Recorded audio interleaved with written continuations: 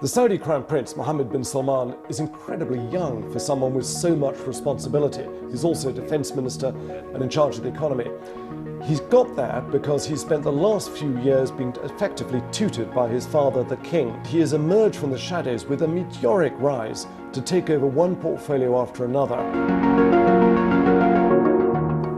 Saturday, the 4th of November, has been termed already the Night of the Long Knives because, under the orders of the Crown Prince, a large number of senior Saudi princes, ministers, former ministers and business figures have all been rounded up, their assets seized, they've been put into luxury detention.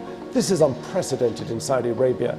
These are big public figures and they've been publicly humiliated and accused, so officials say, of corruption and abuse of power.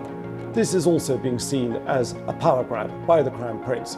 He is now consolidating all the reins of power into his hand. The Saudi Crown Prince is one of the very few people who could take on the power of the religious conservatives in Saudi Arabia and say it's time for women to be allowed to drive. Saudi Arabia is the last country in the world where women haven't been allowed to drive. That's going to change in June when the ban is lifted. Now, so far, the clerics have said that's okay. They've always resisted this. Let's see what happens in June. The Saudi Crown Prince is absolutely right in that he needs to reform the Saudi economy. It's got this huge dependence on oil that will one day run out.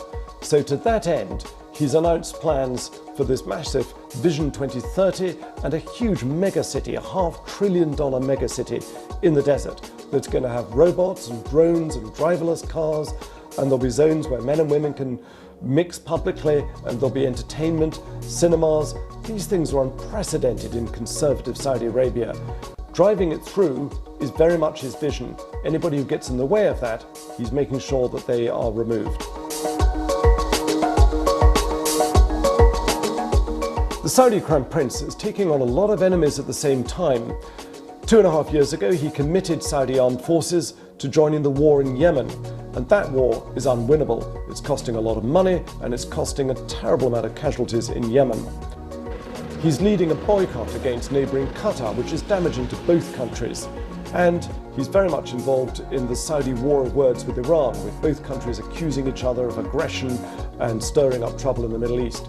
He's also still technically fighting ISIS and taking on the power of the entrenched religious clerics at home, as well as many business interests. This is a lot of people to be taking on at the same time, and it's been described as building up a reservoir of discontent.